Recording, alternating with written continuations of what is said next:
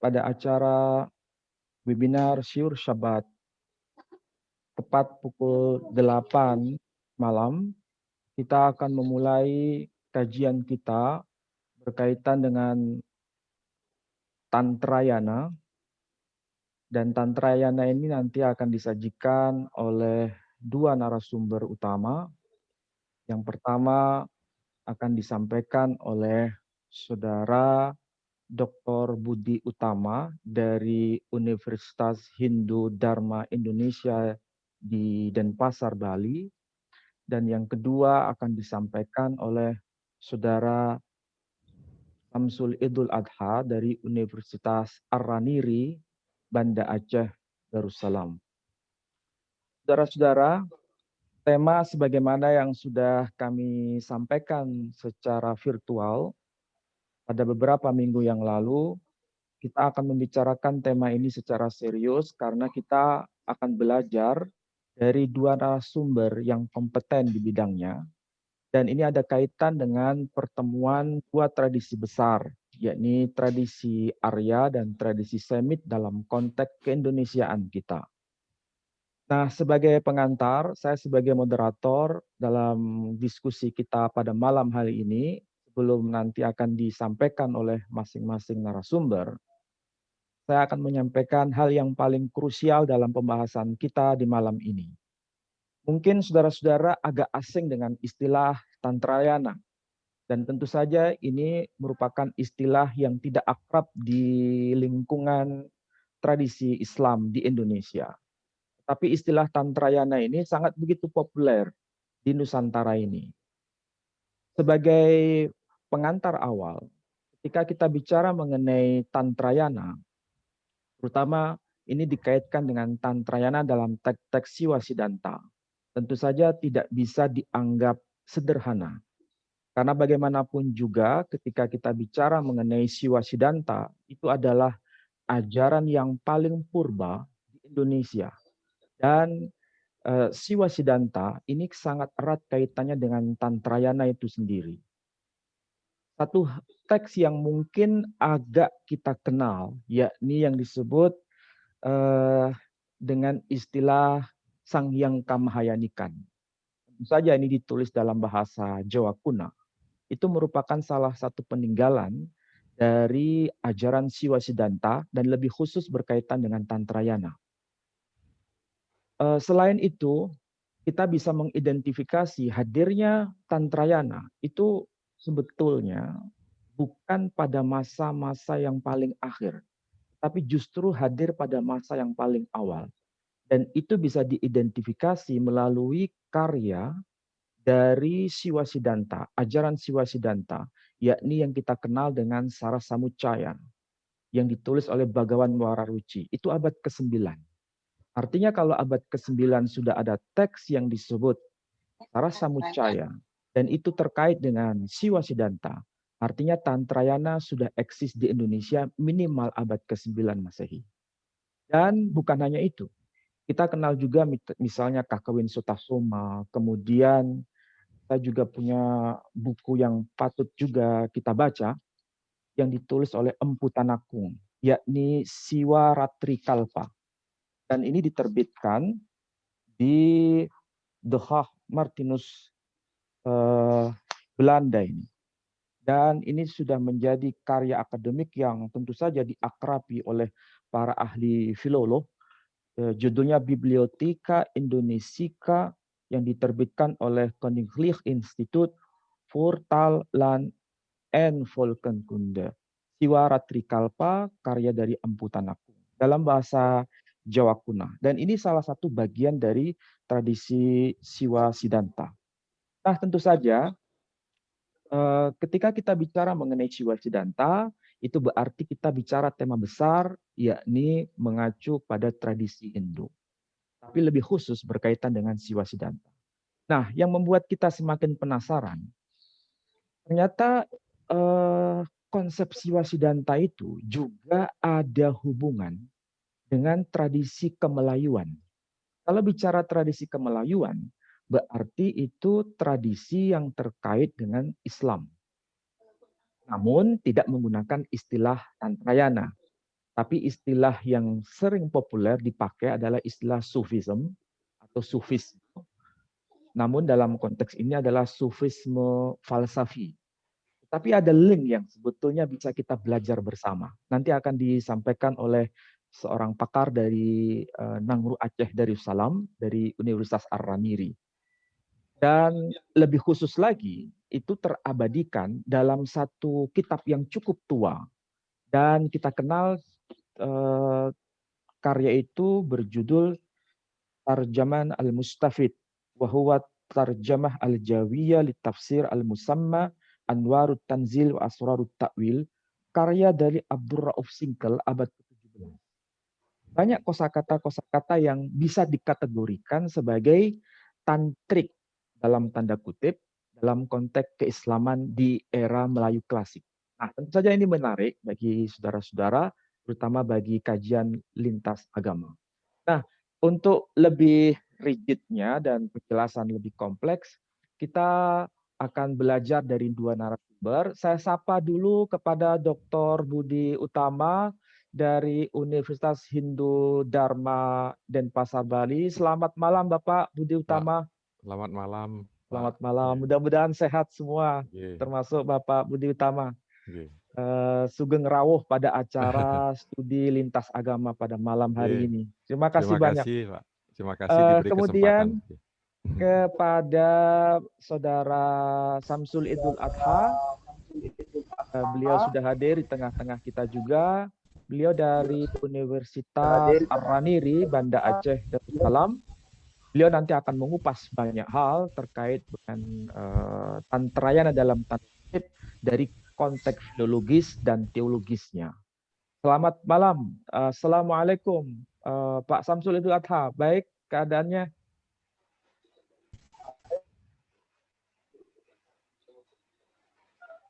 Mohon di unmute ya. Waalaikumsalam. Oh ya, sudah terconnect. Ya, terima kasih banyak Ya, bisa selamat malam. Lailat Toba, Aleha. Ya, sama-sama. Terima kasih banyak. Kita akan berdiskusi secara rigid nanti berkaitan dengan Tantrayana ini dari perspektif Hindu dan perspektif Islam. Saya akan memberikan waktu kira-kira masing-masing 20 menit, mungkin bisa lebih dikit, tapi supaya dimanfaatkan waktu ini dengan sebaik-baiknya. Dan pertama-tama saya haturkan kepada Dr. Budi Utama dari Universitas Hindu Dharma Denpasar, Bali. Silakan kalau ingin menyampaikan sesuatu yang terkait dengan tema yang kita bicarakan hari ini. Saya serahkan sepenuhnya kepada Bapak Budi. Terima kasih Bapak Pemandu. Selamat malam Bapak Ibu yang berkenan hadir pada kesempatan ini. Izinkan saya sesuai dengan pesan panitia untuk menyampaikan Tantrayana dalam teks-teks Siwasidanta. Nah, sebelum sampai pada teks-teks yang mengandung ajaran Tantrayana, saya ingin dulu menyampaikan secara garis besarnya bagaimana sih ajaran Tantrayana itu atau bagaimana sejarah perkembangannya di Indonesia.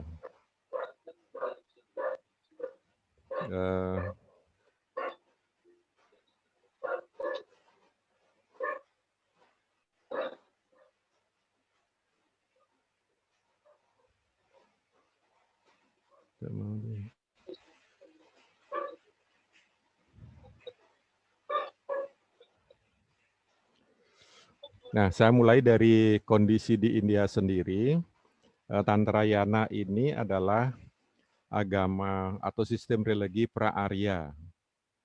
Jadi sebelum masuknya bangsa Arya di tanah Bharata, yang dikatakan Bharata itu adalah India termasuk Pakistan dulu. Jadi sebelum masuknya orang-orang Arya ke daerah Mohenjo-daro dan Harappa, itu di situ sudah berkembang sistem religi dengan mengutamakan pemujaan kepada sakti atau yang sering disebut dengan Mother Goddess. Ya, pendukung kebudayaan ini adalah bangsa Drawida yang telah memiliki budaya tinggi dalam artian mereka telah hidup menetap dibandingkan dengan orang-orang Arya yang hidupnya nomaden pada waktu itu. Nah, dalam pemujaannya sudah menggunakan sarana daun, bunga, buah, air, dan api. Jadi di sini di daerah Pakistan sekarang atau daerah Mohenjo-daro dan Harappa dulu, setelah diadakan penggalian ditemukanlah arca terakota dengan menggambarkan seorang wanita dalam kondisi telanjang dada, kemudian ukurannya disebut dengan prominent, artinya dada dan pinggulnya itu sangat besar, kemudian pinggangnya kecil. Jadi istilahnya bentuknya seperti gitar Spanyol katanya orang-orang sekarang. Nah, ini sebagai bentuk pemujaan terhadap sakti atau keperempuanan. Kemudian ditemukan juga arca laki-laki pertapa bermuka 3 dengan, mohon maaf, penis ereksi dikelilingi oleh binatang-binatang dan hiasan pohon pipal. Ini yang ditemukan di Mohenjo-daro dan Harappa. Dari sini nanti berkembanglah sistem kepercayaan yang disebut dengan Tantrayana itu. Nah, kemudian maaf, kapan paham ini berkembang ke Indonesia itu belum diketahui secara pasti. Kapan masuknya masih menjadi persoalan yang diperdebatkan. Tetapi ada beberapa sumber yang mengatakan bahwa Raja Gunawarma, putra Raja Kashmir pada abad ke-6 pernah datang ke Indonesia membawa paham Sarwastiwa Kaya dari Hinayana. Kemudian abad ke-7 Mahayana juga tersebar di Indonesia. Nah, yang paling menonjol di Indonesia sebagai penganut ajaran Tantrayana adalah Raja Kertanegara dari Jawa Timur, kemudian Aditya Warman di Sumatera, dan Kebo Parud atau sering disebut dengan Kebo Edan. Bapak Ibu yang pernah ke Bali, kemudian di daerah Bedulu Gianyar, di situ ada Pura Kebo Edan yang berisi arca Bhairawa Bima yang sedang menari di atas mayat, dan mohon maaf, penisnya dalam keadaan ereksi mengarah ke arah kiri. Nah, para ahli mengatakan ini kemungkinan kaitannya dengan paham Bhairawa kiri, yang disebut di Bali dengan Bhairawa Bima.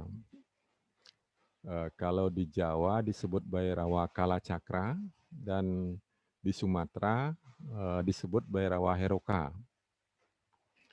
Nah, ajaran ini juga dikenal dengan Bhairawa sesuai dengan doa yang digunakan, yaitu Siwoham Bhairawoham. Ini secara umum gambaran tentang Bhairawa itu. Kenapa perlu saya sampaikan? Karena selama ini banyak yang mengira ajaran Bhairawa atau Tantra itu adalah ajaran yang sesat. Karena mengajarkan ajaran Pancama itu. Terutama yang terakhir, Maituna itu dianggap mengajarkan tentang seks bebas, padahal tidak seperti itu. Nah, kemudian sebelum masuknya pengaruh Siwa, Buddha, dan Tantrayana ke Indonesia, sistem kepercayaan di Indonesia sudah berkembang, yaitu adanya kepercayaan tentang gunung dan laut sebagai alam roh. Kemudian adanya kepercayaan bahwa setelah mati ada kehidupan lain dan akan menjelma kembali. Yang ketiga, adanya kepercayaan bahwa organ-organ tubuh tertentu, terutama penis dan vagina, ini memiliki kekuatan magis sebagai penolak bala dan media untuk memohon kesuburan. Jadi dari tinggalan arca nenek moyang yang ditemukan di Bali. Bapak Ibu bisa lihat, di situ nampak bahwa alat-alat reproduksi mereka digambarkan cukup dominan. Jadi dengan maksud menonjolkannya karena ini dianggap memiliki kekuatan sakti untuk menolak bala. Nah, kemudian ada kepercayaan terhadap roh nenek moyang atau leluhur yang dapat dimintai pertolongan. Jadi tradisi pemujaan leluhur itu berkembang jauh sebelum Hindu, Buddha, dan Tantrayana masuk. Nah, konsep-konsep lokal di atas itu merupakan tempat yang ideal bagi pencangkokan ajaran Tantrayana. Kata tantra berasal dari akar kata tan yang makna paling sederhananya adalah menyebarkan, menggandakan. Kata tantri berarti pengetahuan tentang asal-usul segala sesuatu di jagat raya ini. Dalam pengertian ini terkandung makna reproduksi yang menjadi karakteristik dari prakerti atau pradana, sehingga dalam ritual tantra, organ generatif perempuan menjadi media pemujaan. Nah, nanti kita bisa lihat gambar-gambarnya. Nah, kemudian konsep-konsep tantra ketika masuk ke Indonesia mendapatkan tempatnya untuk dilakukan pencakokan. Dengan getah budaya lokal, Tantrayana menjadi tumbuh subur di Indonesia. Bahkan Ibu Profesor Edi Sediawati mengatakan, termasuk Prof. Mantra mengatakan, Tantrayana ini adalah paham yang mampu menggabungkan Siwa dengan Buddha di Indonesia. Padahal di negeri asalnya mereka konflik. Nah, sehingga di Bali pelaksanaan ritual-ritual itu biasanya diselesaikan oleh pendeta Siwa Buddha ini.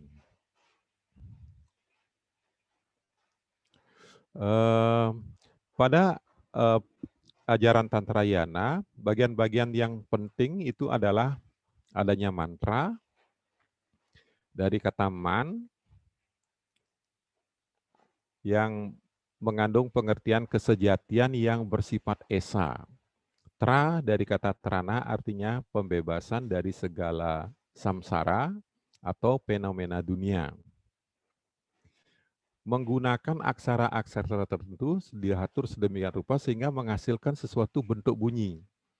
Tetapi kadang-kadang ada kata-kata yang sulit kita pahami arti dan maknanya seperti aing, kling, ring, dan sebagainya yang disebut dengan wija mantra. Nah, bahan-bahan sumbernya adalah dari Weda, Purana, dan Tantra. Nah, inilah yang mantra-mantra sakti yang disebut dengan Kuta Mantra di Bali itu berasal dari ajaran Tantrayana. Nah, kemudian dalam Tantrayana juga mengenal yantra. Pada umumnya berarti sifat atau alat untuk sesuatu guna mencapai tujuan yang ingin dicapai. Berfungsi juga sebagai pencegah kemarahan, penderitaan, dan muncul dari jiwa tersebut. Yantra tersebut sering berbentuk dilukis atau dipahatkan di atas logam atau benda-benda lainnya. Nah, salah satu akibat dari stigma negatif ajaran Tantrayana itu di Bali, simbol-simbol Tantra atau Yantra itu kemudian mengalami sublimasi. Misalnya Bapak Ibu bisa lihat di gambar ini, ada caratan, ini caratan, kemudian ini coblongnya. Caratan ini adalah simbol laki-laki, ini. Kemudian ini adalah simbol perempuan. Ini biasanya kita temukan pada saat ritual-ritual di pura atau di Pelinggih ditempatkanlah benda-benda ini. Kemudian ada yantra-yantra yang lain, Bapak Ibu bisa lihat di sini ada lingga yoni, ini lingga. Segitiga ini adalah simbol perempuan, ini juga simbol perempuan semua. Ini yang pada umumnya digunakan untuk memusatkan pikiran bagi pemuja tantra nika. Kemudian mudra. Nah, mudra itu gerak-gerak tangan yang mengandung makna simbolik. Bapak Ibu kalau pernah memperhatikan sulinggih atau pendeta di Bali ketika melakukan pemujaan, tangan beliau itu melakukan gerakan-gerakan tertentu yang mengandung makna-makna tertentu. Nah, pengembangan dari mudra ini, Bapak Ibu bisa lihat yang terkenal di Bali adalah pementasan calonarang. Jadi itu jelas pengaruh tantra sangat kuat. Meskipun belakangan ini banyak orang menyalahgunakannya sehingga banyak muncul korban akibat tertusuk keris yang anak-anak yang menggunakan rangde ini, tetapi salah caranya, kemudian ketika ditusuk akhirnya meninggal dunia. Beberapa hari lalu juga ada korban lagi.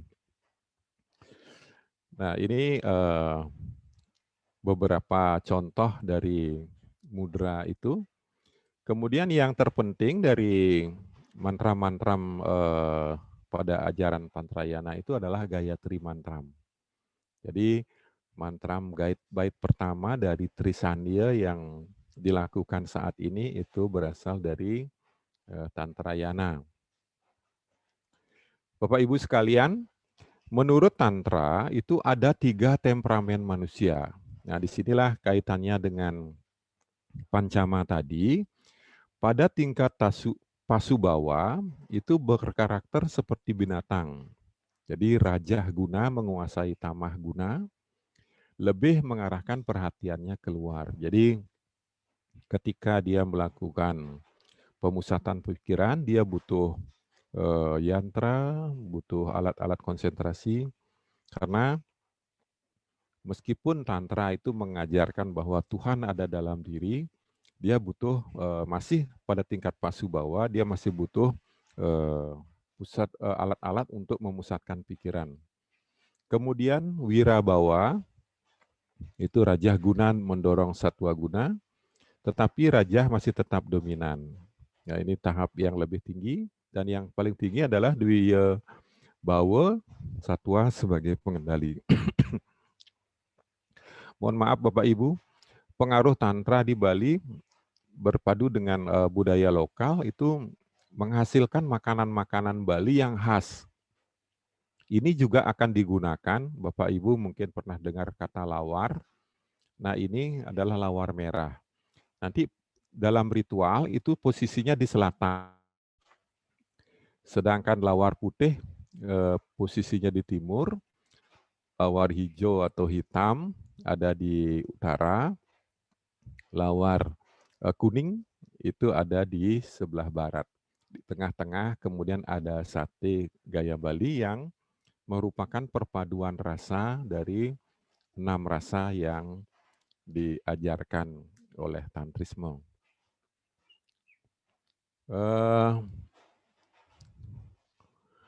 Tantra juga mengajarkan 4 tujuan hidup, yaitu yang pertama dharma, hukum, kebiasaan, adat istiadat, agama, kasih sayang. Dharma adalah sesuatu yang menunjang dan mempersatukan seluruh makhluk di alam semesta. Kemudian ada kama, dorongan keinginan untuk menikmati kekayaan, kesuksesan, keluarga, kedudukan. Jadi Tantra tidak menolak kenikmatan duniawi, tetapi semua itu harus didasarkan pada dharma. Karena inilah yang mendorong manusia berprestasi dan lain sebagainya, jadi ingin sukses dan lain sebagainya itu harus ada kama. Kemudian arta adalah sarana yang dibutuhkan untuk menunjang kehidupan ini, sesuatu yang dapat memuaskan keinginan luhur manusia. Dan yang menjadi tujuan akhir adalah moksa, yang disebut juga bukti. Bukti artinya membuka ikatan atau membebaskan. Nah, Bapak Ibu, di sini saya ingin menyampaikan juga bahwa simbol-simbol tantra itu digunakan dalam ritual-ritual, baik di ritual pertanian, ini adalah sesaji untuk di persawahan. Bapak Ibu, ini ada bantal, jadi yang bentuknya panjang ini namanya bantal, ini adalah simbol laki-laki. Kemudian ada tipat, ketupat ya, itu adalah simbol keperempuanan.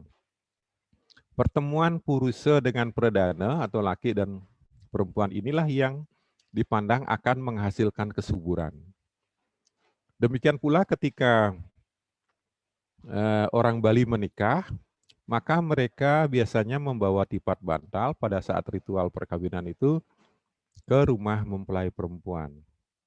Ini adalah simbol pertemuan purusa dan perdana itu. Karena waktu, jadi ini adalah kitab-kitab yang mengandung ajaran Tantrayana seperti Brahmanda Purana.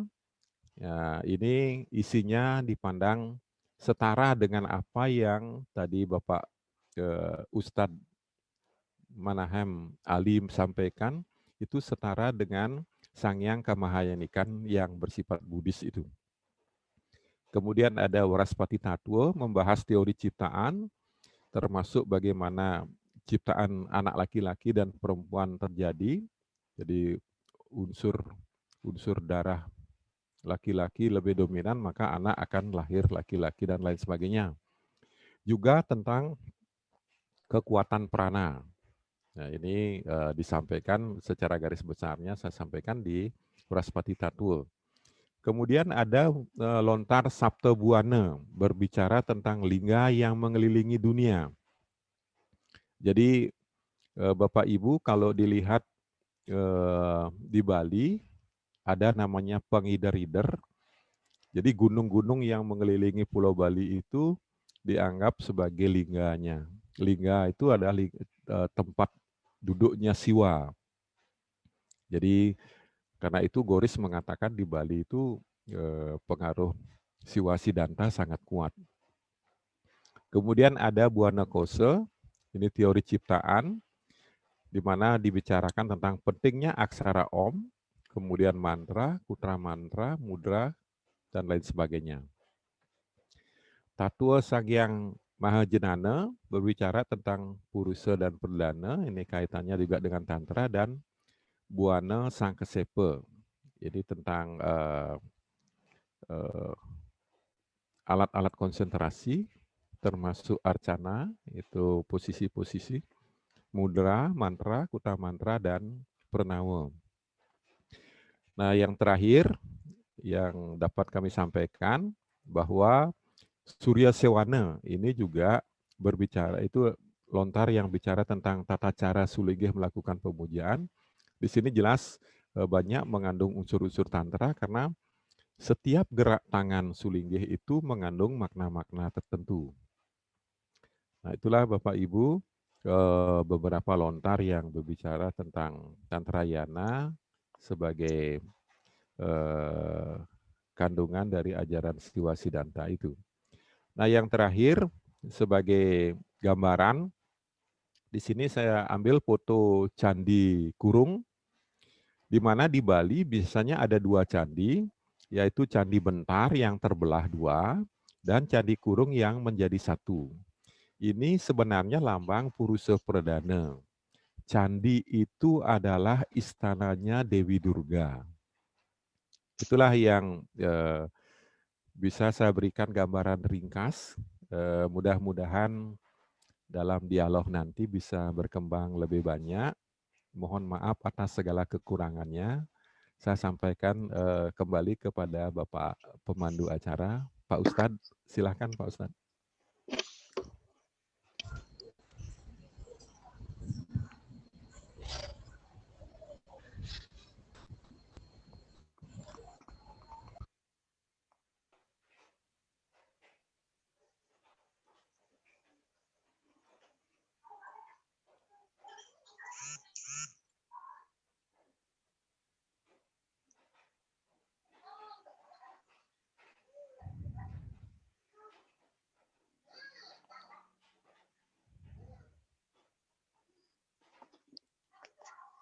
mute itu Pak Ustadz, masih mute.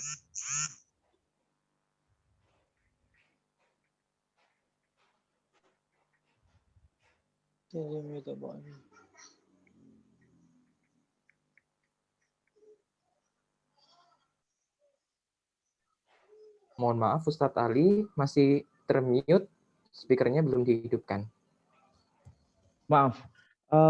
Jadi apa yang disampaikan oleh Dr. Budi Utama merupakan pengetahuan baru bagi kita bahwa Tantrayana itu terkait dengan ajaran Hinduisme dan juga Buddhisme. Dan itu diwakili dengan dua teks utama, yakni Brahmanda Purana dan Sangyang Kamahayanikan. Dan yang mengagetkan kita juga semua, satu-satunya Purana, ada 18 Purana sebetulnya, yang ada dalam konteks Jawa kuna yang dikenal itu justru Brahmanda Purana ini. Dan itu kaitannya erat sekali dengan Tantrayana. Sementara Sangyang Kamahayanikan itu dari konteks agama Buddhism. Nah, kalau kita paham dua tradisi besar yang berasal dari tradisi Arya ini, antara Hinduisme Siwasiddhanta dengan Buddhisme, ternyata kita bisa menemukan benang merahnya dalam Kakawin Sutasoma misalnya. Disebutkan secara rigid di situ, Mangkang Jinatua Kalawan Siwa Tatwa Bineka Tunggal Ika Tanhana Dharma Mangwa. Tetapi kita harus paham ini konteksnya adalah benar-benar esoterik. Sesuatu yang sifatnya transenden, bukan dalam konteks eksoterik. Nah, kalau dalam Islam eksoterik itu biasanya dimaknai sesuatu yang sifatnya fikih oriented, sementara esoterik itu yang sifatnya sufistik. Nah, pada pembicara yang kedua ini kita akan menemukan benang merah itu. Apakah Tantrayana dalam tanda kutip juga ditemukan dalam teks-teks klasik tafsir Melayu era awal, terutama dari misalnya karya Syekh Abdul Rauf Singker abad ke-17. Apakah itu merupakan hasil dialektika antara tradisi Arya dengan tradisi Semit di Nusantara ini? Nah, marilah kita mendengarkan apa yang akan disampaikan oleh Saudara Samsul Idul Adha. Saya serahkan sepenuhnya kepada Pak Samsul Idul Adha, kira-kira waktu 20-25 menit. Saya persilakan. Baiklah, izinkan saya untuk screenshot ini. Kelihatan tidak? Sepertinya saya tidak bisa men-screenshotnya. Belum terlihat screen share-nya. Agak kesulitan sebentar. Oh ya, ini maaf. Application Windows sebentar. Baik, sudah bisa dilihat? Screenshotnya? Sudah bisa terlihat. Sudah. Baik. Assalamualaikum warahmatullahi wabarakatuh. Waalaikumsalam warahmatullahi wabarakatuh. Dan salam sejahtera bagi kita semua. Saya sebelumnya mengucapkan terima kasih diberikan kesempatan walaupun dengan waktu yang terbatas untuk mempresentasikan salah satu mungkin preliminary research saya selama ini sekitar 3 tahun.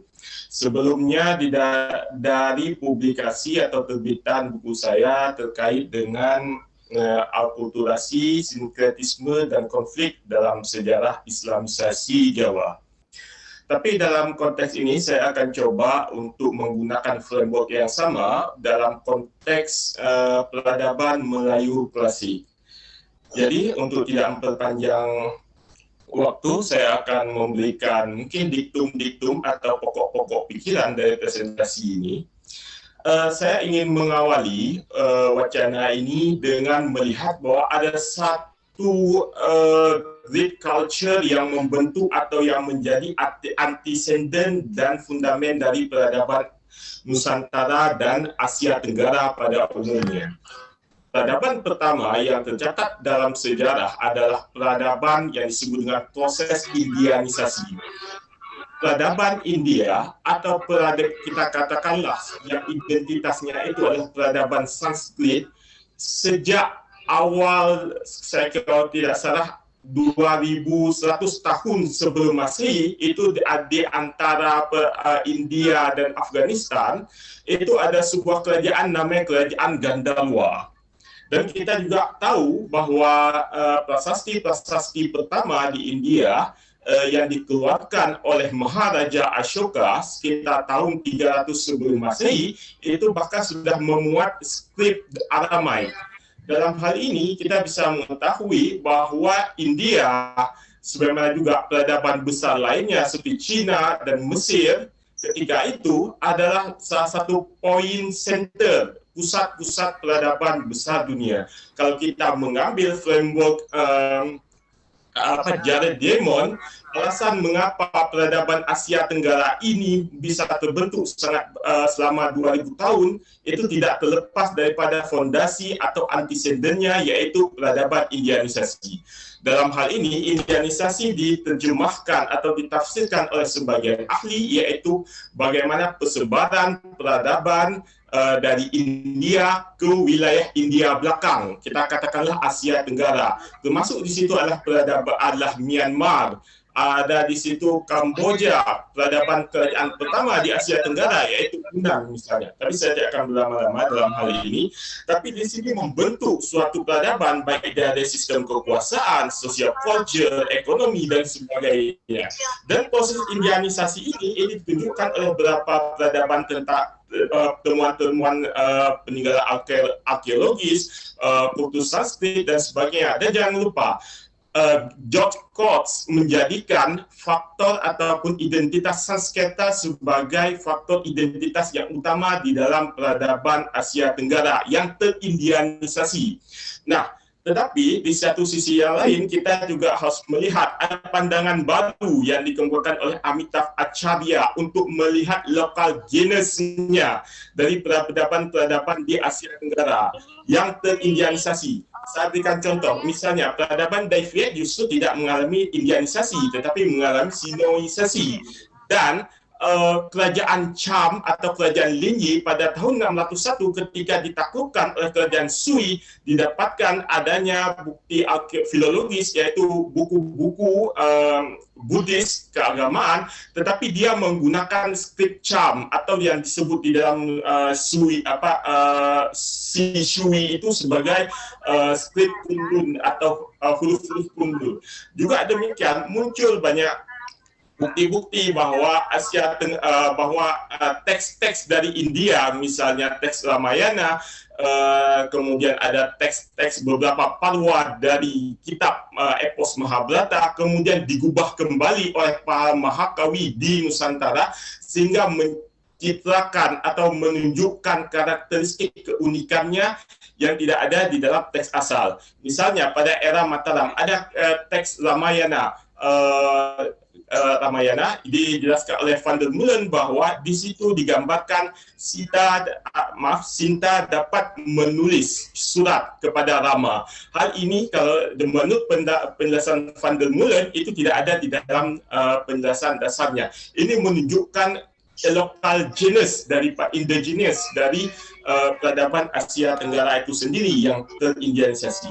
Kemudian ada bukti-bukti indianisasi yang ditunjukkan oleh teks Arta Sastra, misalnya tentang kondisi Asia Tenggara saat itu dalam kondisi atavikas, peradabannya itu masih peradaban, digambarkan masyarakatnya dalam kondisi atavikas. Kemudian juga ada teks Mahanidesa dari kanon Pali yang ditulis pada abad ke-3 sebelum Masehi, paling telat tahun 249 sebelum Masehi. Menurut pendapat Sarkar, di situ sudah ada tiponim-tiponim seperti Pelabuhan Takolam, Suvarnakalam, Suvarnabhumi atau Myanmar, sudah ada Tambah Pranim atau Tambah Linggam, dan sebagainya. Kemudian ini dikonfirmasi oleh teks Ramayana. di kanda keempat cantum 39 baris 28 sampai 29. Di sini sudah disebut adanya Yafa Dwipa Pulau Jawa, ada Suvarna Piaka Dwipa Pulau Sumatera, dan yang paling menarik dari kata Sisiro nama Parvata. Sisiro ini menunjukkan kepada Gunung Jaya-Wijaya. Mengapa demikian? Jika saya tidak salah, Sisiro berasal dari kata salju putih. Ini yang menunjukkan puncak dari Gunung Jaya-Wijaya. Ini menunjukkan Nusantara sudah terkenal pada awal-awal abad pertama sebelum Masehi. Oke, kemudian di dalam prasasti Tanjore juga, ketika Rajendra Chola melakukan penaklukan terhadap Semenanjung Melayu, dia sudah menunjukkan beberapa tiponim-tiponim seperti Vijayam atau Sriwijaya, Mayudinggam atau Melayu, Mapalam, Takolam, Mandalinggam, dan yang paling menarik adalah Ilamuri Desam, yaitu Lamuri yang dimaksud di sini. Yang nama asalnya di kalangan pelaut itu lebih dikenal dengan nama Ramni, tetapi oleh Rajendra Chola diberikan nama Ilamuri Desam karena didasarkan kepada kitab Ramayana. Tapi saya kira yang didasarkan pada Kumbaram Ramayanam, yang merupakan kitab Ramayana yang versi digubah di masyarakat Tamil. Oke, saya akan lanjutkan sedikit lebih ringkas. Kemudian ada bukti-bukti prasasti yang menunjukkan proses Indianisasi ini, yaitu misalnya ada proses dia berpengaruh pada aspek pemerintahan, keagamaan maupun aspek sosioekonomi.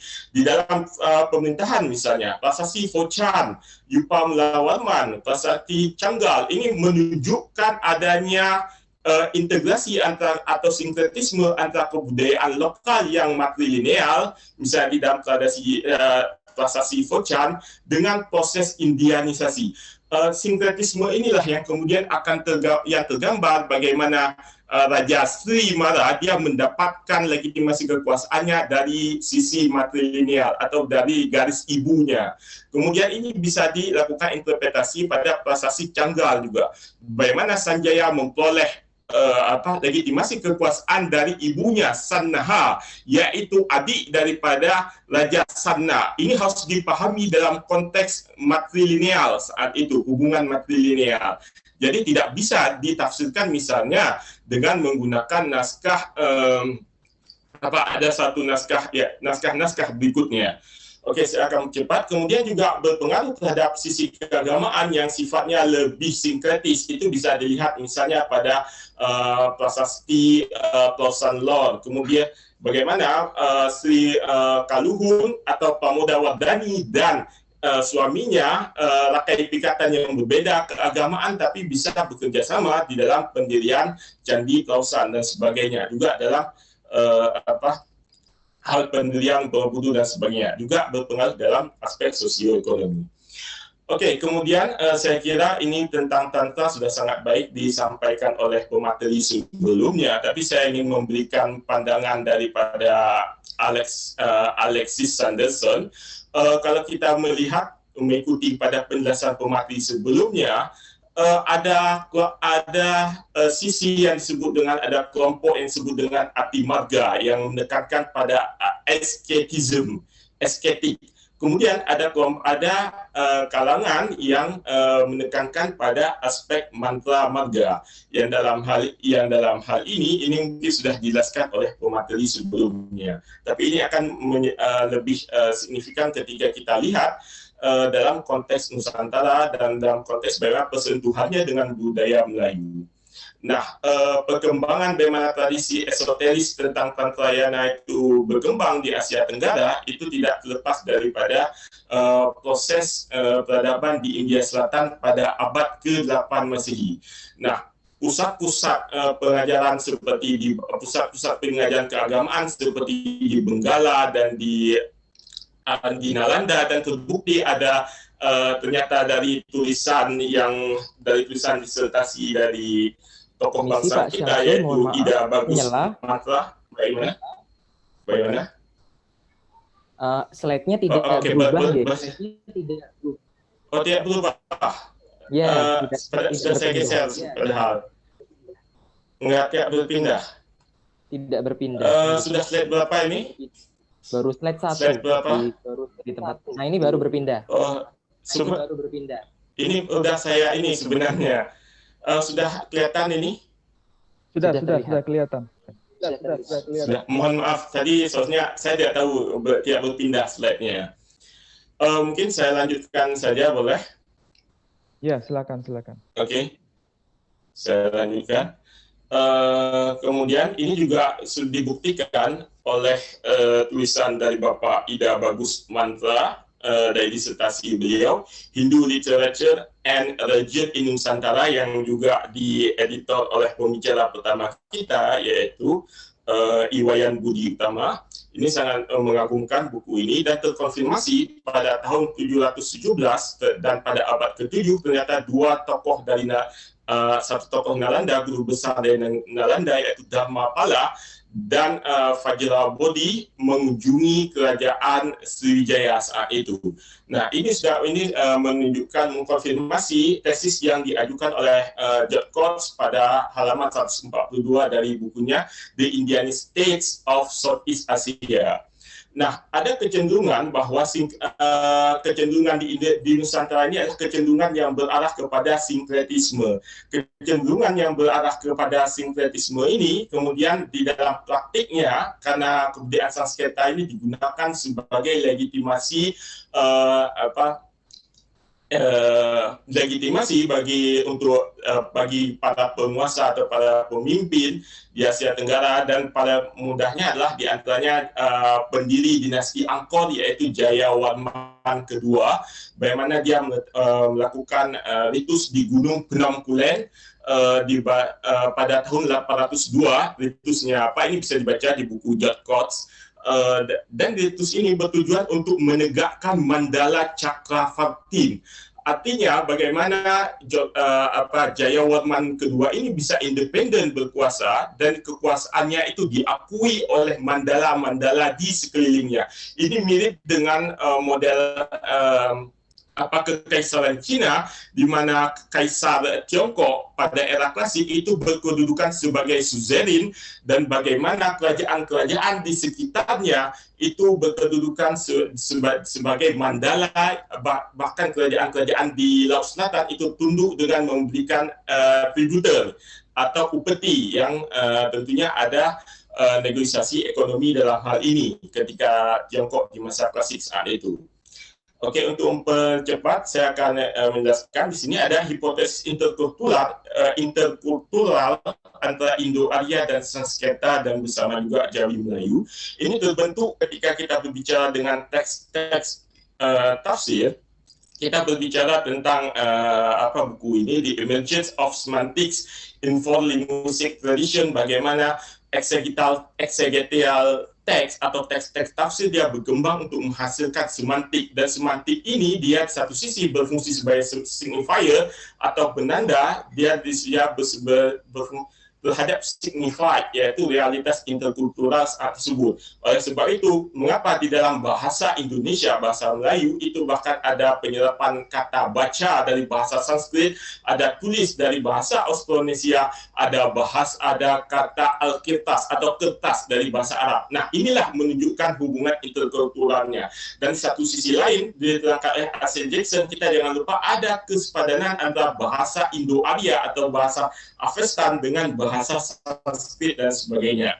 Nah, pengaruh kemudian terhadap bahasa Sanskerta ini berkontribusi banyak sekali kosakata terhadap bahasa Melayu, dan dia berpengaruh secara luas. Yang pertama melalui kelompok aristokrat, dan kemudian dia akan berpindah ke kelompok masyarakat secara luas. Oke, mungkin saya lanjutkan secara lebih sederhana.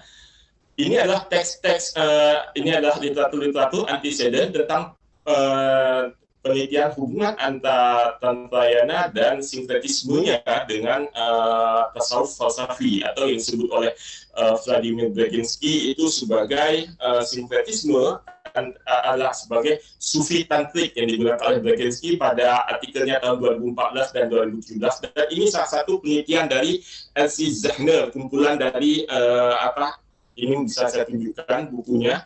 yaitu yang sudah terjemahkan mistisme Hindu-Muslim, Elsie Zehner dari khutbah-khutbah atau pidato-pidato kuliah beliau. Ini sebagai penelitian antecedennya untuk menunjukkan bahwa pembicaraan kita hari ini memiliki landasan secara akademis. Nah, kemudian kita harus mengatakan bahwa proses antara peradaban Indianisasi sebagai suatu great culture dan proses Islamisasi yang datang berikutnya, terlepas daripada teori-teori tentang tahun dan dimulai dari mana, itu adalah proses kontinum. Dan ini ditunjukkan oleh keberadaan adanya teks-teks atau kesusastraan peralihan yang menunjukkan peralihan dari kalangan aristokrat kepada kalangan rakyat secara umum. Nah, proses kontinum ini sekalipun harus kita lihat misalnya di Champa sejak jatuhnya kerajaan Vijaya, ibu kota Vijaya berpindah ke Kauturan dan Padurangga, sebenarnya walaupun sudah terjadi seperti itu belum mengakhiri Indianisasi sebelumnya.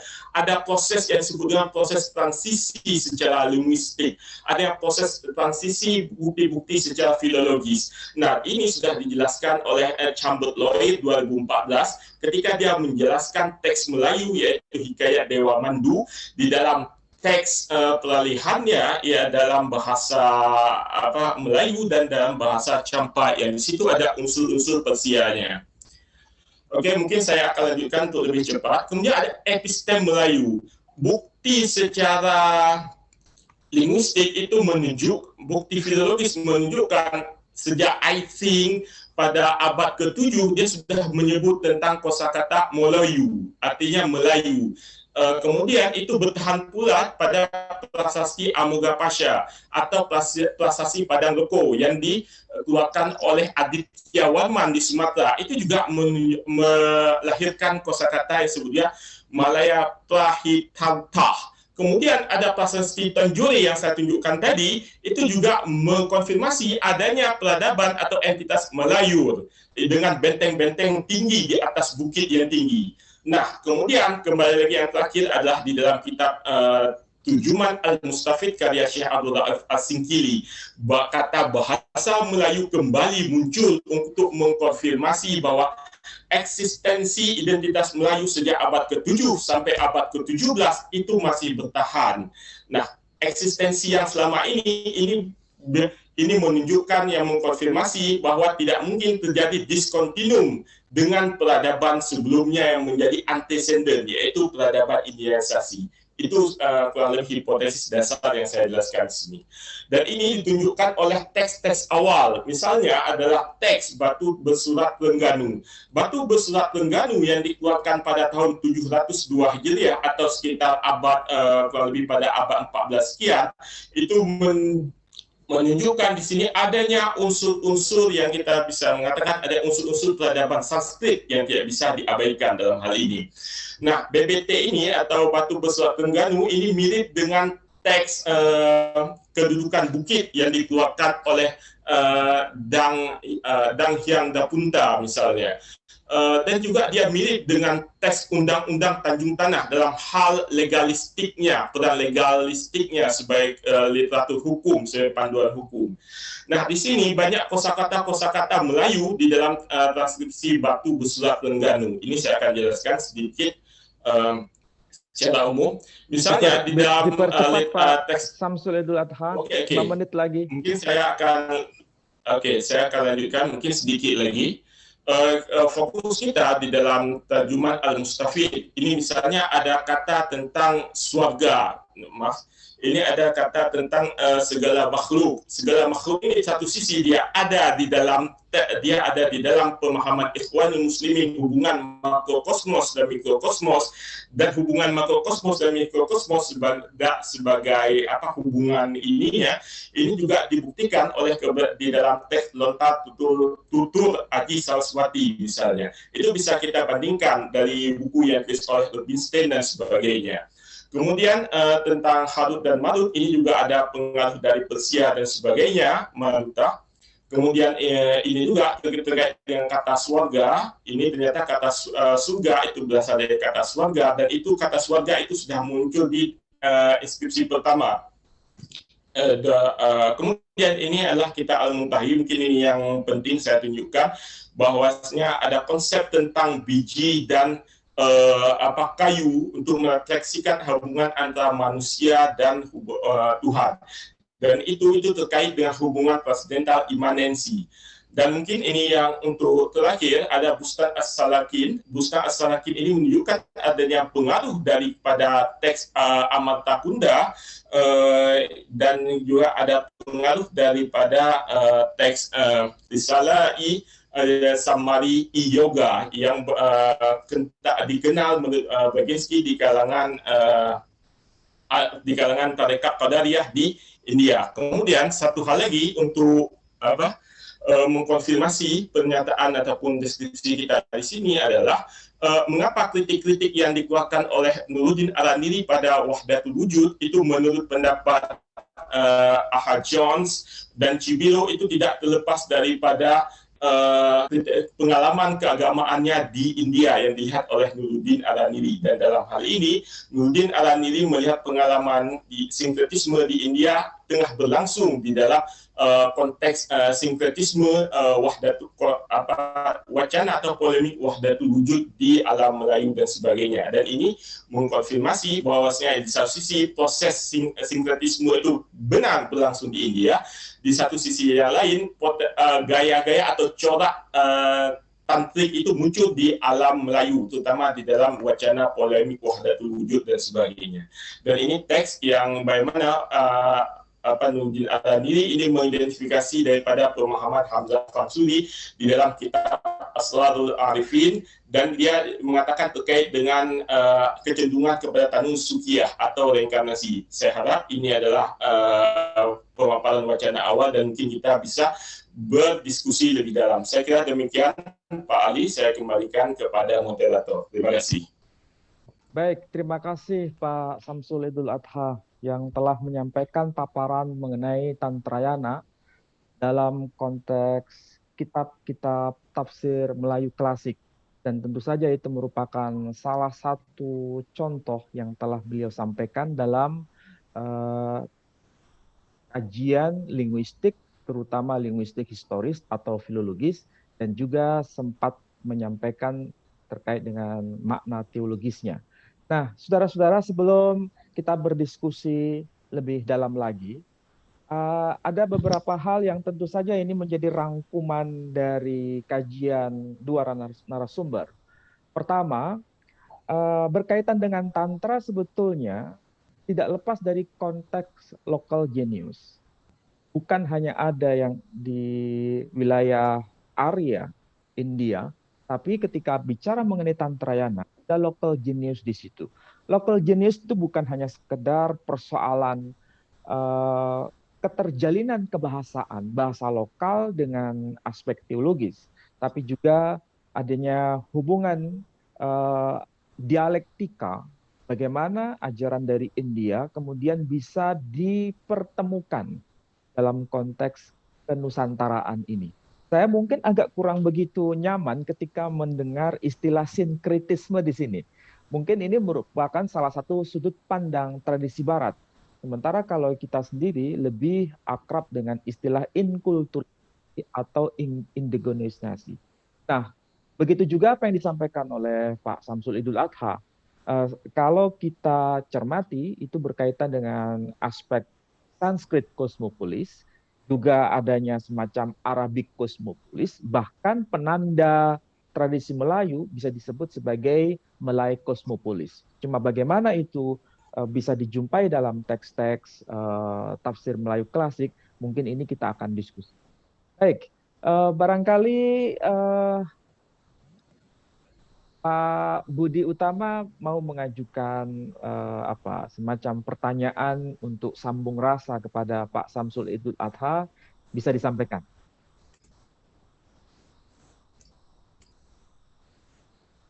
Atau sebaliknya Pak Samsul Idul Adha bisa bertanya kepada Pak Dr. Budi Utama. Silakan.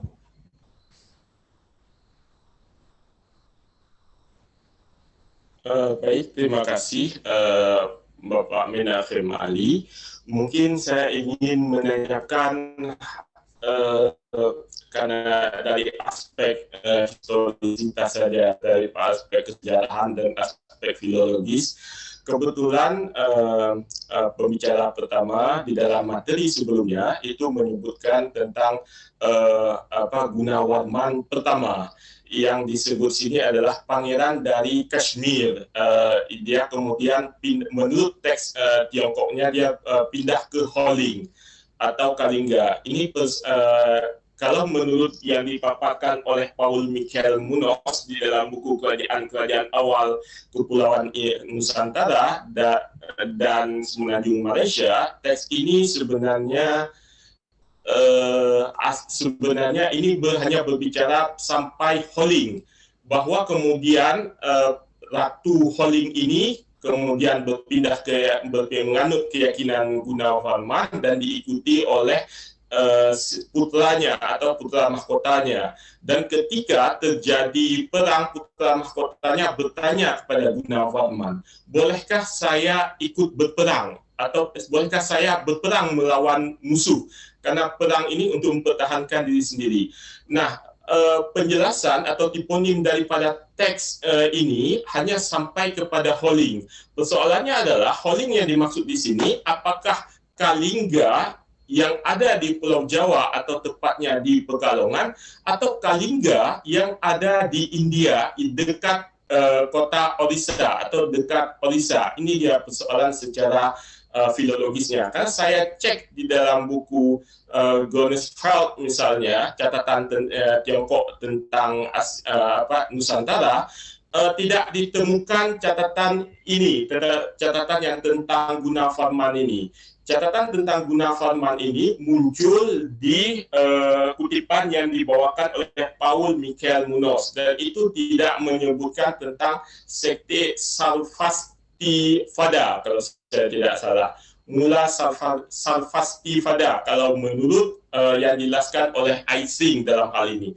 Nah, kemudian saya coba melihat apakah penulis ini, apakah pembicara pertama ini dengan hormat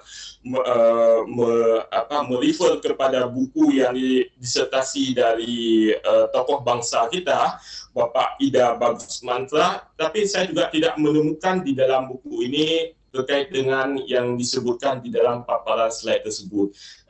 Mohon kiranya dengan hormat saya ingin menanyakan kembali sumber atau rujukan yang dipakai oleh pembicara pertama, sebatas konfirmasi saja. Demikian, terima kasih.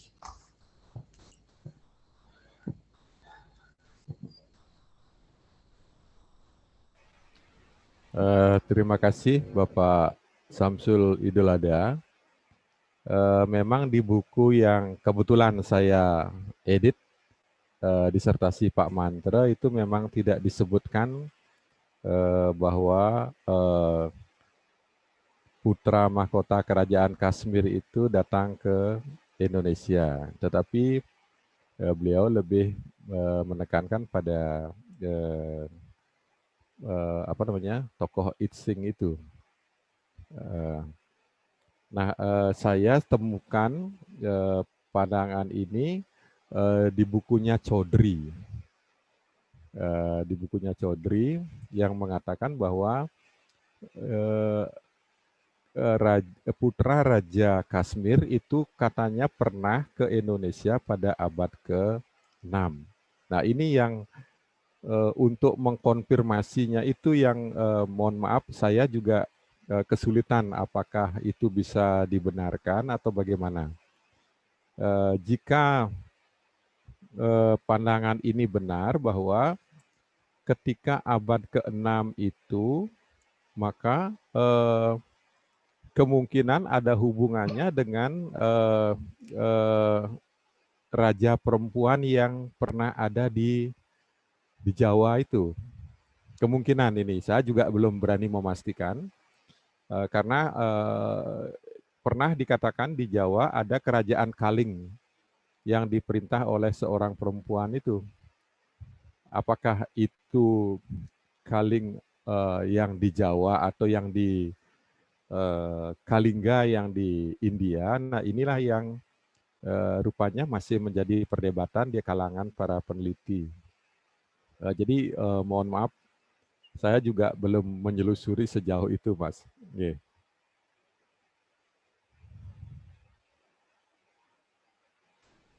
Ya, menarik sekali apa yang telah disampaikan oleh Bapak Budi Utama dalam kajian historis sebetulnya. Ini tentu saja membutuhkan tingkat pembuktian, mungkin bisa melalui inskripsi atau minimal melalui karya sastra yang dapat kita temukan. Namun sepertinya kita masih kehilangan ada semacam missing link di situ. Kira-kira ini menunjuk pada konteks Nusantara atau merujuk pada konteks India berkaitan dengan nama Huling tadi. Saya kira ini memang perlu kajian lebih serius lagi. Ada pertanyaan dari pemirsa untuk Bapak Samsul Idul Adha. Bagaimana proses sinkretisasi antara Tantrayana dan Islam di Nusantara? Jadi pertanyaannya bagaimana proses sinkretisasi antara Tantrayana dan Islam di Nusantara? Ini untuk Bapak Samsul Idul Adha. Kemudian untuk Bapak Dr. Budi Utama ada pertanyaan, apakah ada hubungan antara Tantrayana dengan tradisi leak di Bali? Secara khusus, bagaimana itu bisa dijelaskan? Terima kasih. Barangkali dua pertanyaan itu bisa dijawab oleh dua narasumber. Dipersilakan.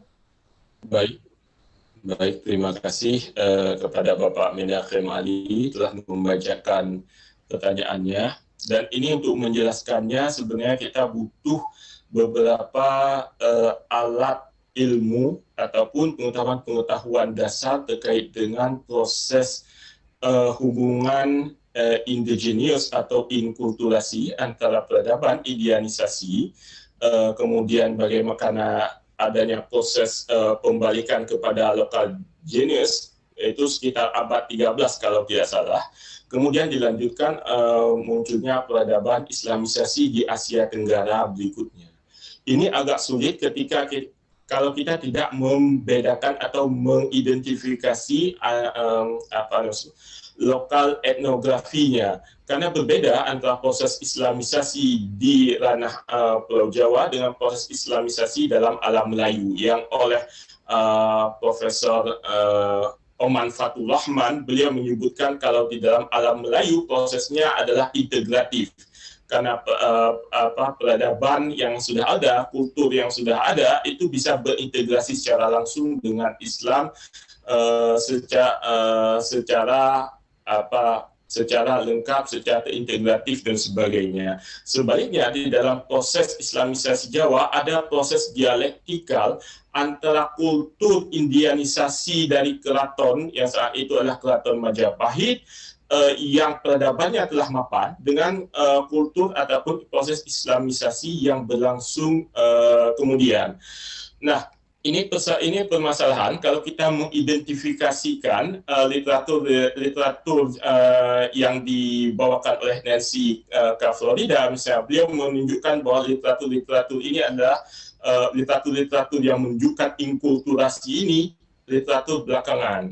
Nah, misalnya saya berikan contoh, pada akhir masa Majapahit itu kalau tidak salah ada teks yang ditulis oleh Empu Siwamurti, itu judulnya Takwa Janana Nawaruci. Oleh Yasa Dipura kedua, yaitu kakek daripada Ronggo Warsito atau leluhur dari Ronggo Warsito, digubah kembali menjadi teks Bima Luci. Nah, kalau saya tidak salah demikian. Jadi ide-ide di dalam teks Takwa Janana yang ditulis oleh Empu Siwamukti itu kemudian dielaborasi atau digubah, disesuaikan kembali dengan semantik yang digunakan, semantik dalam konteks islamisasi Jawa, dalam konteks teks Bima Luci yang ditulis oleh atau yang digubah kembali oleh Yasa Dipura kedua. Jadi kalau kita ingin menjelaskan bagaimana integrasi ataupun inkulturasi yang berlangsung, ide-ide tantrik itu kemudian dipertahankan kembali, ini agak sulit.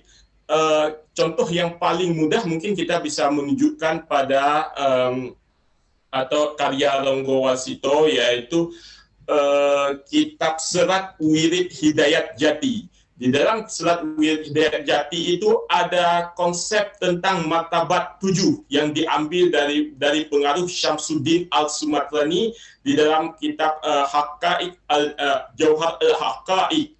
Nah, konsep martabat 7 ini dielaborasi oleh Ronggo Warsito tapi ditambahkan dengan konsep punarbawa atau konsep tumimbal.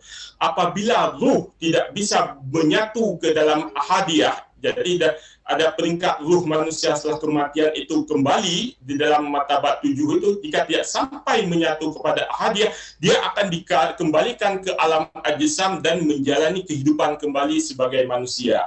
Nah, ini dengan baik bisa dielaborasi di dalam teks-teks Jawa era baru. Tapi persoalannya adalah teks-teks ini muncul belakangan. Sedangkan teks yang bercorak Sunnism, itu misalnya Kopak Ferrara 2, terutama sekali, bahasa propertinya itu adalah properti yang sama digunakan pada kitab Pararaton. Tetapi persoalannya isinya adalah, isi Sunnism adalah terjemahan dari kitab Bidayatul Hidayah yang ditulis oleh Al-Ghazali, terjemahan parsialnya. Nah, justru yang pertama itu yang ditulis di dalam, menurut pendapat saya, bukan oleh Ibrahim Al-Maghribi, tapi ditulis oleh Sunan Giri II Prepen, adalah produk daripada Giri Kedaton, kelopak Ferrara kedua ini, dan juga demikian dengan kelopak Ferrara pertama. Dan ini justru ada kesulitan-kesulitan, penelitian-penelitian yang harus secara intensif dilakukan untuk menjernihkan bagaimana proses hubungan inkulturasi peradaban satu sisi, dan kemudian bagaimana hubungan antara dua tradisi esoteris ini bisa saling berdialog dalam tinjauan filologisnya. Saya kira demikian jawaban saya. Terima kasih.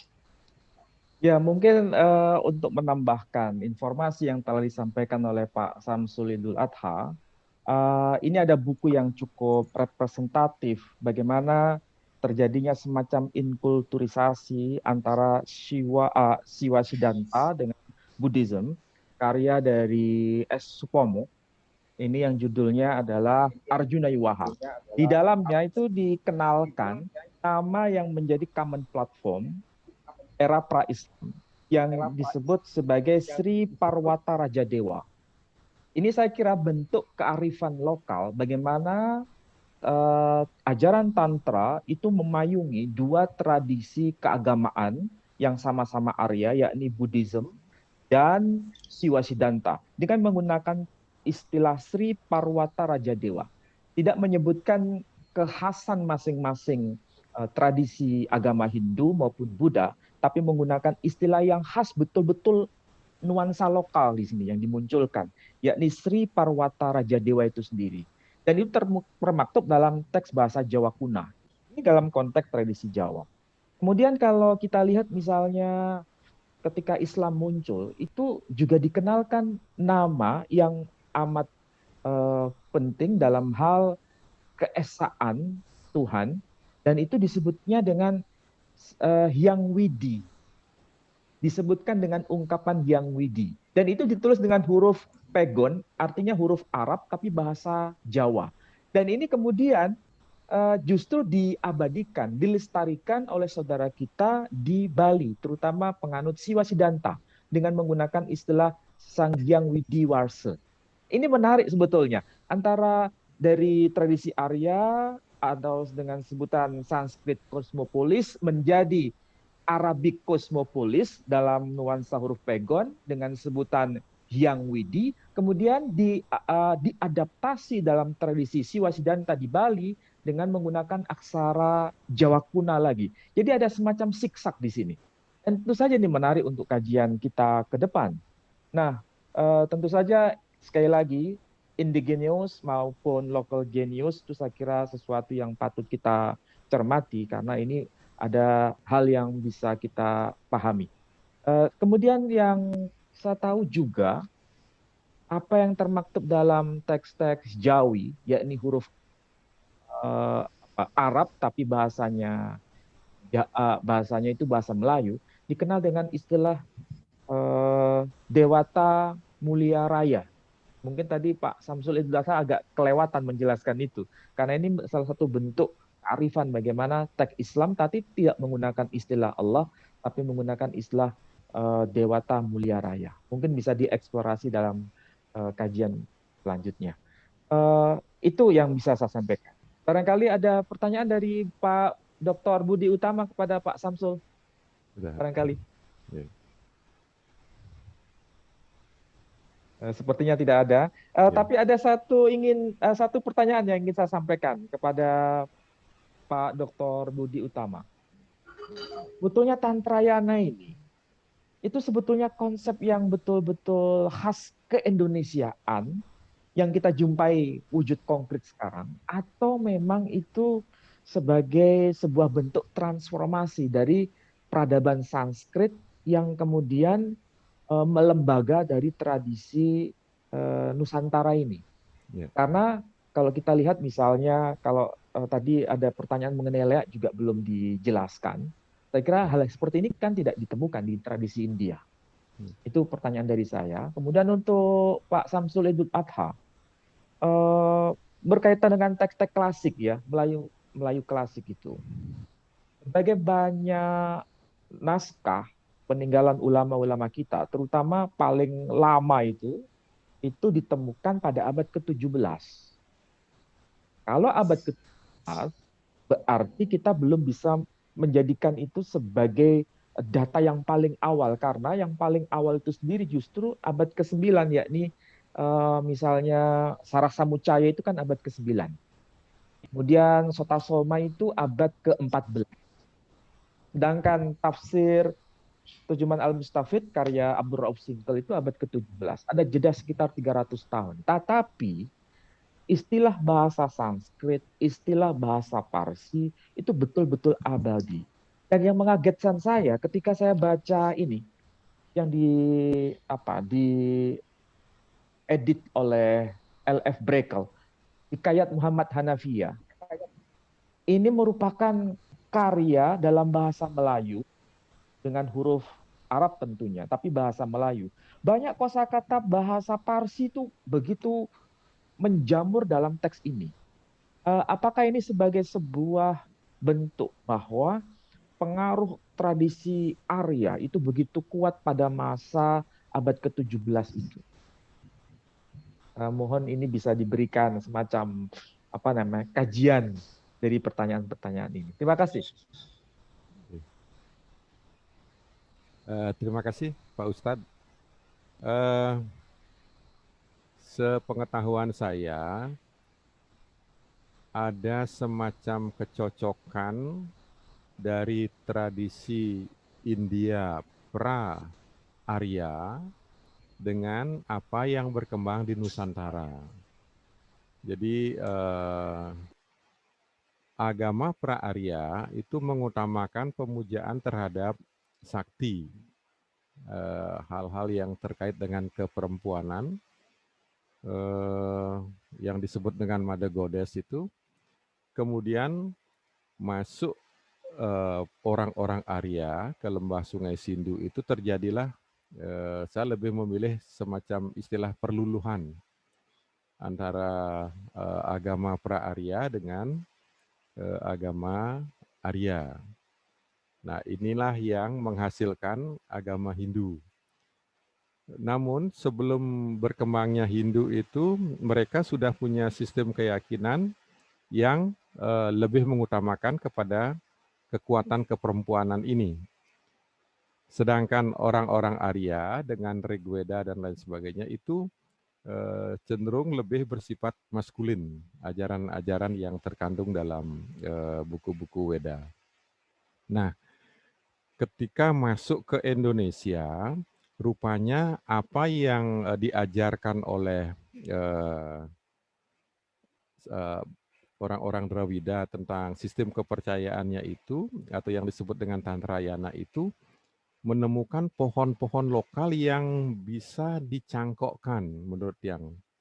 Jadi ada semacam kesamaan dalam hal bentuk pemujaan, misalnya bahwa alat-alat reproduksi itu mempunyai kekuatan sakti. Nah, ini ada kesamaan antara arca-arca nenek moyang kita di Indonesia dengan arca yang ditemukan di Mohenjo-daro dan Harappa. Misalnya penggambaran tentang penis yang ereksi, kemudian di Indonesia bahwa alat reproduksi itu dianggap mempunyai kekuatan sakti, maka terjadilah proses lokalisasi. Artinya terjadi pencangkokan dengan getah budaya lokal. Itu Tantrayana ini menjadi begitu kuat di Indonesia, seperti yang Pak Ustadz katakan tadi, bahwa Tantrayana ini justru yang menyatukan antara Siwa dengan Buddha itu, di mana di tempat asalnya mereka kan agak konflik, boleh dikatakan seperti itu. Yang satu Siwa Siddhanta percaya kepada otoritas Weda, sementara Buddha itu meragukan otoritas Weda, kan begitu, sehingga tidak nyambung. Nah, akhirnya di Indonesia mereka menemukan pohon-pohon lokal, dalam tanda petik istilah saya, pohon-pohon lokal yang memungkinkan terjadinya pencangkokan Tantrayana itu. Sehingga begitu kuat pengaruhnya di Jawa dan Bali khususnya, dan berkembang sampai saat ini. Nah, di Bali ketika Kebo Edan melakukan praktek-praktek tantra itu, nah ini dari sejarah yang pernah saya baca bahwa di Jawa Timur Raja Kertanegara pernah didatangi oleh utusan Kubilai Khan untuk diminta untuk tunduk kepada Kubilai Khan. Akhirnya utusan itu dipotong hidungnya. Nah, Kertanegara kemudian menyiapkan diri di Nusantara ini untuk melawan Kubilai Khan. Disitulah beliau kemudian mengajarkan ajaran Tantrayana itu, yang di Bali patihnya bernama Kebo Parud, yang kemudian disebut Kebo Edan karena melakukan praktek-praktek pancama di kuburan. Jadi disebut Kebo Edan, artinya gila gitu, dianggap gila, sehingga terjadilah proses sublimasi agar ini tidak dimusuhi dalam tanda petik oleh masyarakat. Maka terjadi penghalusan-penghalusan, peningkatan-peningkatan dari yang saya katakan tadi, tingkat yang paling bawah menjadi tingkat yang lebih halus. Karena itulah praktek praktek Tantrayana di Bali itu tidak lagi seperti praktek-praktek yang diajarkan oleh Pancama, jadi natural seperti itu. Dia diperhalus. Karena itu simbol-simbol itu bisa digantikan dengan hal-hal yang lebih tidak menampakkan kepulgarannya. Nah, salah satu cerita yang sangat berpengaruh di Bali tentang tadi dikatakan adalah leak, itu adalah adanya cerita Calonarang ini tentang sebenarnya kisahnya kan terjadi di Jawa Timur ketika Raja Airlangga membagi kerajaannya menjadi dua, begitu. Nah, di Bali ketika Kertanegara menyebarkan ajaran Tantrayana itu, di Bali disebut dengan Bhairawa Bima, kemudian di Jawa Tengah, di Jawa di Kalacakra, dan di Sumatera Heroka. Nah, dari Bhairawa ini ada dua, ada yang kiri, ada yang kanan. Yang di Bali disebut dengan Pengiwa dan Penengen. Nah, yang Pengiwa inilah yang sering disebut dengan ilmu leak. Saya pernah melakukan wawancara dengan seorang teman yang menekuni bidang ilmu leak. Beliau mengatakan bahwa sebenarnya ilmu leak itu adalah ilmu untuk relaksasi. Jadi ketika seorang dukun atau seorang penekun pengobatan harus mengobati pasien-pasiennya, itu dibutuhkan energi yang cukup banyak. Karena itu pada hari Pasah, Beteng, Kajeng, jadi beliau hanya praktek pada Beteng, Kajeng. Nah, pada waktu Pasah ini tidak menerima praktek karena mereka harus mencas baterainya agar bisa menjadi lebih kuat ketika. Nah, di situ perlu relaksasi katanya. Karena itulah di Bali orang sering melihat orang bisa terbang, kemudian dan lain sebagainya, yang awalnya memang itu konon untuk relaksasi. Tetapi di Pengiwo itu ada 4, jadi ada tingkatan Lea, Desti, Teluh, dan Teranjana. Pada tingkat Lea inilah yang sering kadang-kadang menyebabkan orang terkejut. Jadi kadang orang melihat monyet yang membawa botol minuman dan lain sebagainya. Nah, yang aneh-aneh itu yang menyebabkan orang menjadi takut terhadap Lea itu. Ini kembali kepada lokal genius Bali itu, Pak. Nah, apakah Tantrayana memang hubungannya dengan itu? Benar, memang Tantrayana atau di Bali dikenal dengan Bhairawa, itu memang ada jalan kiri dan jalan kanan. Yang jalan kiri inilah yang disebut Lea nih, Kang. Itu yang bisa saya sampaikan. Ya, terima kasih banyak. Ternyata sudah dijawab oleh beliau, oleh Bapak Dr. Budi Utama. Tapi yang menarik, saudara-saudara, terutama para pemirsa komunitas di Yeshiva Institute, yang patut kita cermati dari pembicara pertama, bahwa ungkapan istilah sakti itu amat begitu fenomenal dalam kajian kita. Karena sakti itu sebetulnya kalau bahasa Islam itu sama dengan aspek femininnya, aspek feminin. Dan di dalam tradisi Sufi, barangkali nanti juga dijelaskan oleh Pak Samsul Idul Adha, Tuhan itu memiliki 2 aspek, yakni aspek Jamal dan aspek Jalal. Kalau aspek Jamal itu feminin, kalau aspek Jalal itu maskulin. Nah, kalau bicara Tantrayana ini, lebih dominan aspek femininnya, apa yang disebut dalam bahasa Sanskritnya dengan istilah sakti, kalau dalam bahasa Arabnya disebut dengan istilah jamal. Kalau bahasa kita, jamal itu artinya kecantikan. Atau bahasa kita menyebutnya feminin, kalau istilah yang lebih akademik. Baik, kepada Pak Samsul barangkali bisa diteruskan pertanyaan tadi, dijawab.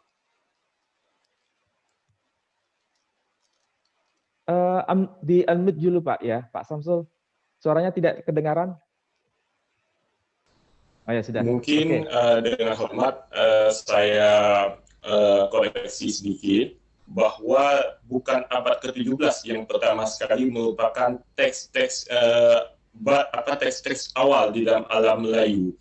Karena misalnya untuk teks tafsir saja sebelum Turjuman Al-Mustafid itu ada sebuah teks surat terjemah atau tafsir terhadap surah Al-Kahfi yang nomornya itu Cambridge Original 5165, saya tidak salah nomor inventarisnya.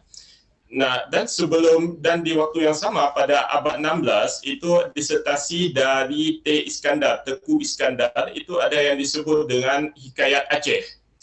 Naskah Hikayat Aceh ini kalau Anda membaca itu dimulai pertama dari cerita Indra Shah, tapi cerita ini tidak lengkap tapi terpenggal, tapi ada yang menarik di sini. Raja-raja pra-Islam di Aceh itu mereka menggunakan gelar sebagai Indra. Indra ini kan artinya secara sederhana artinya raja. Bahkan menurut hikayat atau menurut tradisi oral, raja terakhir dari kerajaan Indra Purwa atau Indra Prasta, saya tidak ingat, yaitu Raja Indra Shakti yang anaknya kemudian menikah dengan pendiri pertama dari kerajaan Aceh Darussalam pada tahun 1205. Tapi saya kembali lagi kepada kata Indra Shah di dalam hikayat Aceh ini. Indra ini menunjukkan unsur Sanskrit, menunjukkan unsur aristokratik. Tapi Syah ini menunjukkan unsur Indo-Aryanya, menunjukkan unsur Persinya.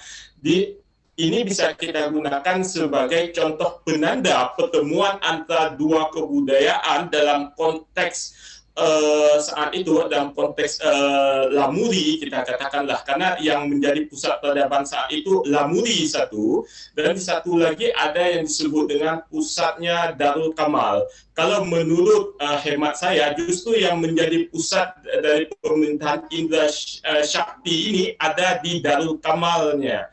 Karena di situ sumber dari ada garis daripada raja-raja aristokrat berikutnya dan sebagainya. Tapi menarik kalau kita lihat saja dari kata Indra Shah ini, dari nama toponim Indra Shah ini. Kemudian ada satu inskripsi lagi, inskripsi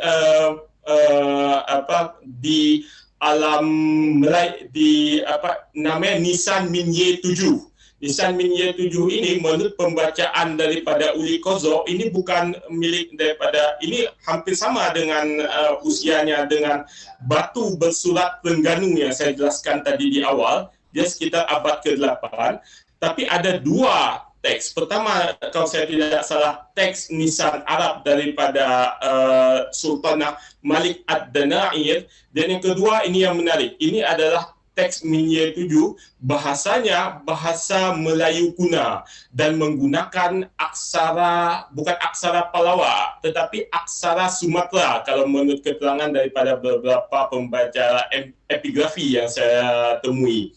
Nah, di Nisan ini dia menggunakan kata-kata Melayu kuna yang diambil dari bahasa Sanskrit ataupun bahasa Arab, misalnya kata Mustafa, kalau saya tidak salah dari kata Arab Mustafa, kemudian ada kata Farsa, yaitu tahun, maksudnya ada kata Prasada dan sebagainya. Dan ketika dia menjelaskan tahun, dia menggunakan corak yang sama seperti penggunaan daripada kalender Saka. Kalau ke dalam Saka Farsa, itu kan 78 tahun sebelum Masehi. Jadi ketika disebutkan gayanya, walaupun menggunakan penanggalan Hijriah, tapi ingin menjelaskan waktu yang sudah berlalu, yang dikatakan 700 sekian farsa yang telah berlalu, maksudnya dari zaman Nabi Muhammad, dan menggunakan kata prasada dan sebagainya. Jadi ada kecenderungan di satu sisi bagaimana ada unsur-unsur Indo, ada unsur-unsur Persia di sini, ada unsur-unsur Sanskerta sebagai hasil yang tidak bisa diabaikan dari proses indianisasi yang telah berlangsung kurang lebih 1.500 tahun lebih di alam Asia Tenggara dan terutama sekali di alam Semenanjung Melayu. Dan itu tidak bisa, dan karena ada kontinuitas, ada kontinum di situ, maka terjalinlah hubungan interkultural antara proses antara dimensi peradaban Persia, peradaban Sanskrit, dan peradaban Arab di dalam suatu waktu dan kontinum tertentu. Jadi kurang lebih kalau kita ingin mengatakan sebenarnya bukan dua teks itu saja yang tertua, ada satu teks lagi yaitu Kitab Undang-Undang Tanjung Tanah yang dikeluarkan oleh Aditya Warman, dan terakhir kitab ini justru dipertahankan oleh seorang pemerintah oleh seorang bangsawan lokal yang bernama Puja Ali di wilayah Kerinci. Ini bisa dibaca di bukunya Uli Kozo. Dan buku Undang-Undang Tanjung Tanah ini menariknya digunakan kata Niti Sarasa Mucaya. Kalau di Bali ada kitab Sarasa Mucaya, ini tipenya sebagai tipe kitab hukum, tapi namanya adalah Niti Sarasa Mucaya. Ini kitabnya berfungsi sebagai kitab hukum, sama seperti batu bersurat Terengganu yang saya jelaskan pertama tadi di awal. Ada cara bagaimana menggunakan proses penanggalan dan menyatakan penanggalan seperti dijelaskan oleh Ossie Blegen. Cara yang sama seperti digunakan di dalam Saka Falsa untuk menunjukkan waktu yang telah berlalu sekian tahun dan sebagainya. Kurang lebih demikian penjelasan saya secara umum sebagai pembacaan indikasi-indikasi awalnya. Terima kasih.